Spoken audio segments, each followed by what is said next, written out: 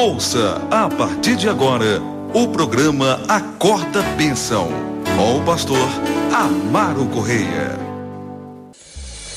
Ouça agora a voz do divino.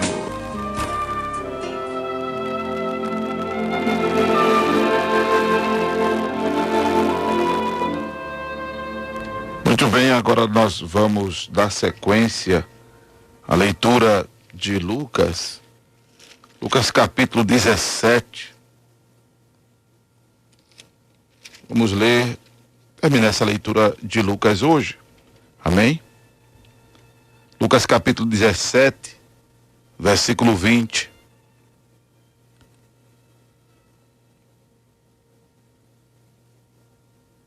Que nos diz a palavra de Deus. Interrogado pelos fariseus sobre quando havia de vir o reino de Deus, respondeu-lhes e disse: o reino de Deus não vem com aparência exterior. Nem dirão, ei-lo aqui ou ei-lo ali. Porque eis que o reino de Deus está entre vós. E disse aos discípulos: dias virão em que desejareis ver um dos dias do Filho do Homem, e não vereis. E dir-vos-ão, ei-lo aqui ou ei-lo ali. Não vades, nem os sigais. Porque como o relâmpago ilumina desde a extremidade inferior do céu até a outra extremidade, assim será também o Filho do Homem no seu dia.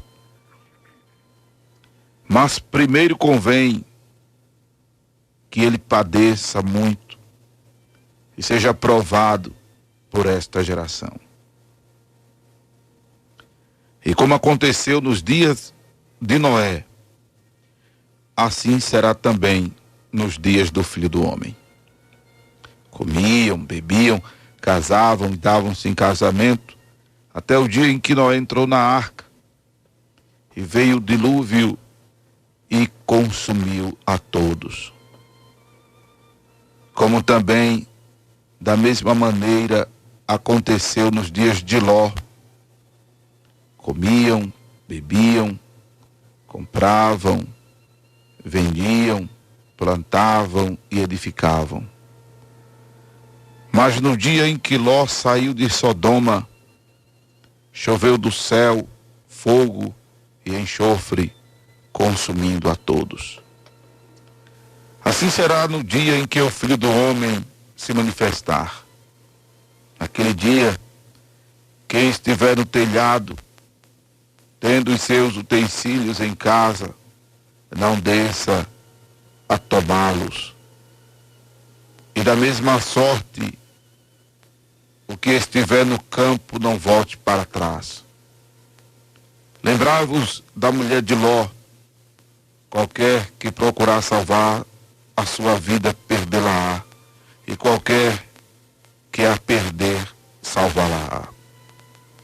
Digo-vos que naquele dia, ou naquela noite, digo-vos que naquela noite, estarão dois numa cama, um será tomado e outro será deixado. Duas estarão juntas, moendo, uma será tomada e outra será deixada. Dois estarão no campo, um será tomado e o outro será deixado. E respondendo, disseram-lhe: onde, Senhor? E ele lhes disse: onde estiver o corpo, aí se ajuntarão as águias.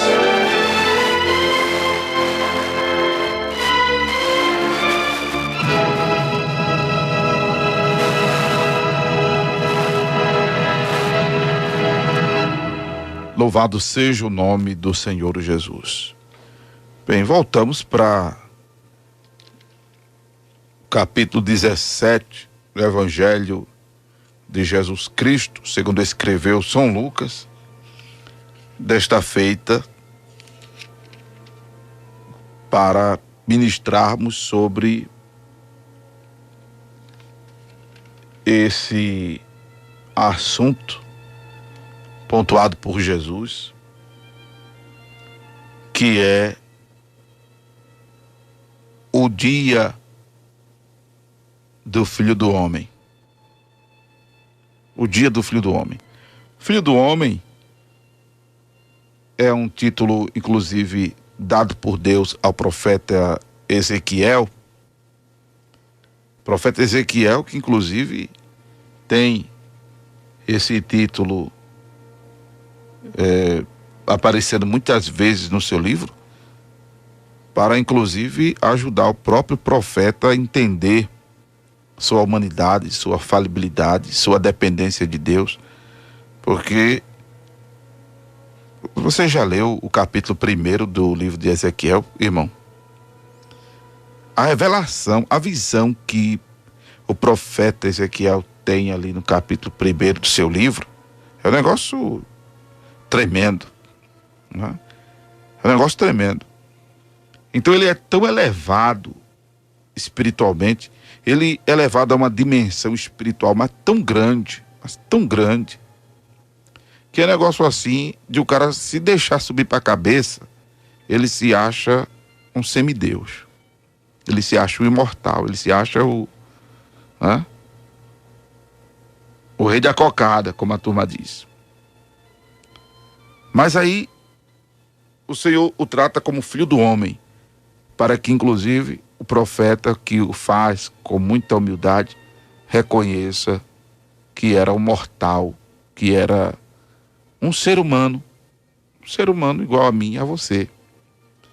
Tinha a vantagem, claro, de vir de uma família sacerdotal, inclusive ao chegar ao sacerdócio, ele recebe logo o chamado profético, participa da segunda leva de Nabucodonosor a exilados judeus para a Babilônia, vive contextualizado contemporaneamente por Jeremias e Daniel, mas ainda era filho do homem. E no Novo Testamento, onde, na verdade, poucas vezes a expressão filho do homem aparece, ela é usada quando se refere a Jesus, inclusive por ele mesmo, para expressar a sua humanidade. Interessante, eu falei dentro desse capítulo 17, do versículo 11 ao versículo 19, eu foquei a deidade de Jesus. E agora estamos focando a humanidade de Jesus, porque Jesus ele era 100% Deus, mas também era 100% homem. O verbo, João capítulo 1, versículo 14, diz que o verbo se fez carne. O verbo se fez carne e habitou entre nós, e vimos a sua glória como a glória do unigênito do Pai. E Jesus pontua aqui, nesta sua resposta ao ser interrogado pelos fariseus sobre quando haveria de vir o reino de Deus, expressão usada por Lucas. Já Mateus, ele usa a expressão reino dos céus. Mas reino dos céus e reino de Deus é o mesmo reino. Até porque o como Mateus escreveu para judeus, tendo em vista o princípio de não usar o nome de Deus em vão, e Mateus evitou, né, estar usando o nome de Deus na sua escritura, porque ela fora endereçada a judeus. Como Lucas escreve a Teófilo, seu filho na fé, ele usa a expressão reino de Deus. Então, reino de Deus, reino dos céus, são sinônimos.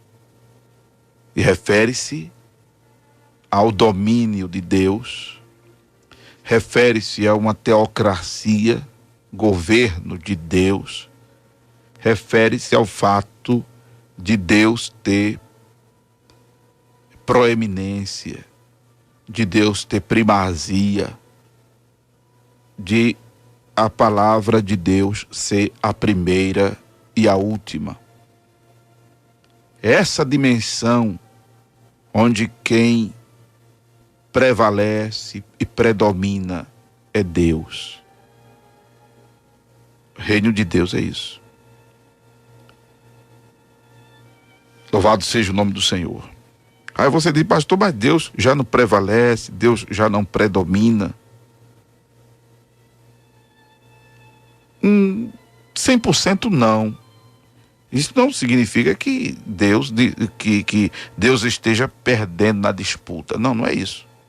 Até porque ninguém é páreo para disputar com Deus. A questão não é essa. A questão é que o mundo jaz no maligno. A questão é que a luz e as trevas vieram ao mundo, mas os homens amaram mais as trevas do que a luz. A razão é que muitos de nós não resistimos ao diabo. A razão é que nós damos mais lugar à carne do que ao espírito. A razão é que nós não crucificamos a nossa carne com as suas concupiscências como deveríamos crucificar.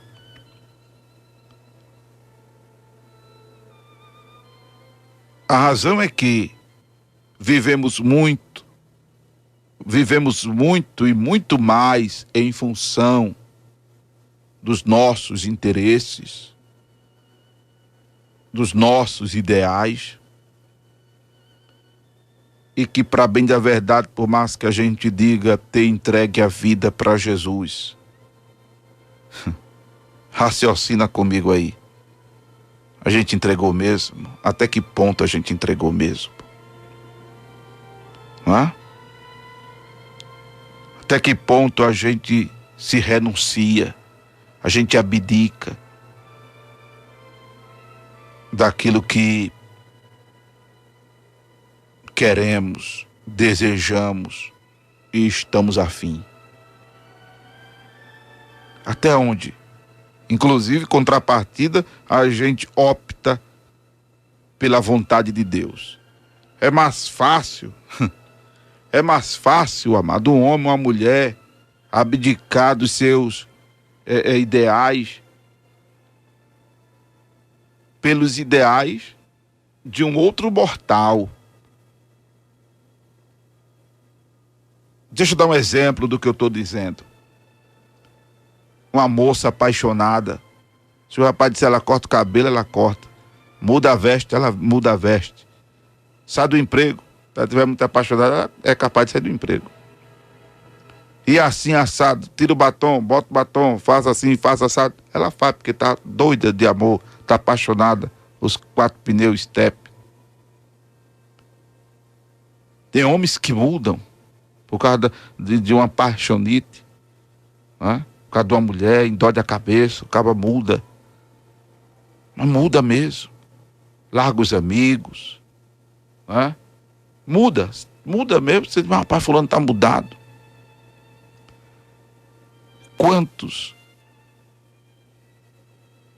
resolvem fazer isso por causa de Jesus? Quantos verdadeiramente resolvem fazer isso por causa de Jesus? Mudarem suas vidas da noite para o dia. Abrir mão de muita coisa. Ou de tudo por Jesus.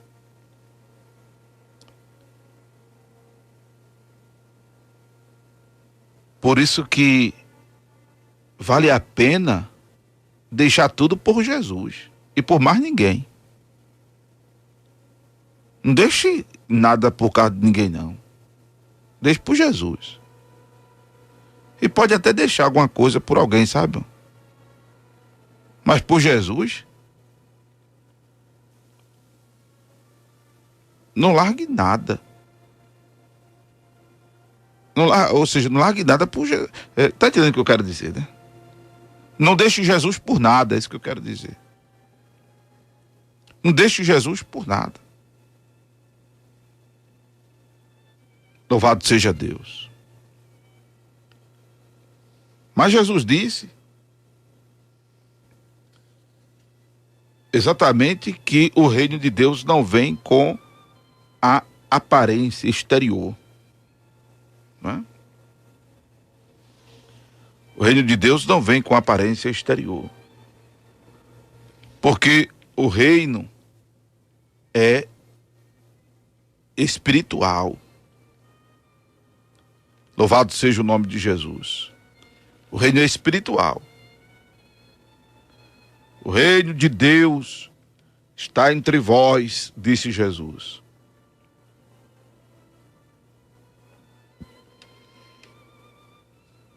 Os elementos necessários ao reino já estavam presentes, como estão presentes. É necessário serem reconhecidos. Quando Jesus diz, o reino de Deus está dentro de vós, louvado seja o nome do Senhor. É porque o reino de Deus já foi expressado. Ou seja, a vontade de Deus já foi revelada. Há uma unanimidade dos exegetas bíblicos de que a tradução melhor dessa expressão dos manuscritos para o português, vamos dizer assim, a tradução melhor seria entre vós ou em vosso meio. Porque você está observando que eu estou dizendo que o reino de Deus, ou o reino dos céus, é a teocracia, é a proeminência, é a primazia, é a palavra de Deus ter vez e voz, é a palavra de Deus ser a primeira e a última.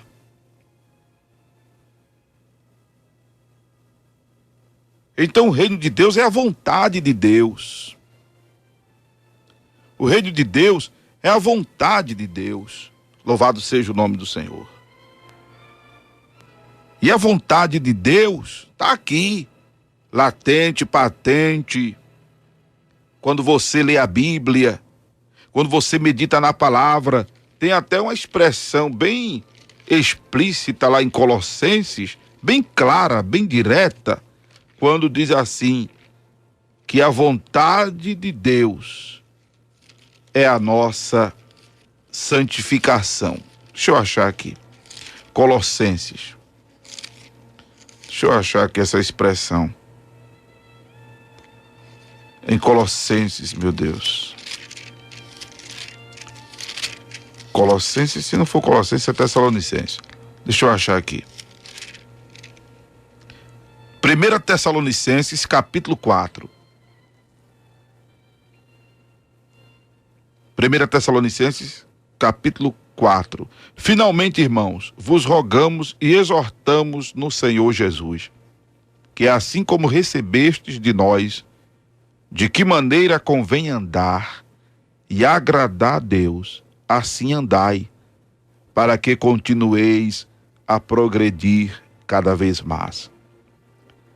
Porque vós bem sabeis que mandamento vos temos dado pelo Senhor Jesus.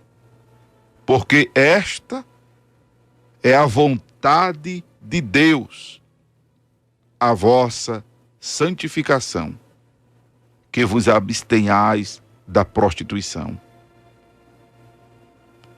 Veja aí qual é a vontade de Deus. A nossa santificação. Inclusive eu falei dentro desse capítulo 17 de Lucas sobre os agentes santificadores, que é a palavra e o sangue de Jesus. Foi quando eu falei da santificação que é preventiva e da santificação que é remediadora. A palavra serve para que nos santifiquemos preventivamente. E também serve para que nos santifiquemos remediamente. Porém, esse processo remediador que nos proporciona é o sangue de Jesus, porque nos purifica dos pecados quando os praticamos, claro, mas nos arrependemos e os confessamos. 1 de João 1:9. Se confessarmos os nossos pecados, Ele é fiel e justo para nos perdoar os pecados e nos purificar de toda a injustiça. Só que Jesus se refere ao reino de Deus, além de ser essa dimensão espiritual, essa dimensão, vamos dizer assim, abstrata. Jesus fala de o reino de Deus em um dia em que ele verdadeiramente será estabelecido, e este reino é o milênio. O milênio, que é assunto que eu vou tratar aqui amanhã, ou na próxima ministração desse capítulo 17 de Lucas. Amém? Então essa quarta parte de Lucas, ela vai ter, Lucas 17, meu querido Guilherme, vai ter Lucas 17, parte 4A e parte 4B. Amém, Guilherme? Que eu vou estar falando sobre o milênio. O milênio, que é a literalidade dessa teocracia divina, a literalidade do governo de Deus. Governo este que Ele quer ter da minha vida e da tua. Governo este que Ele quer ter do meu coração e do teu coração. E o coração não é essa bomba injetora que fica aqui na altura do tórax da gente, não é? Dessa parte aqui do nosso corpo, como chamamos torácica. Não. O coração, na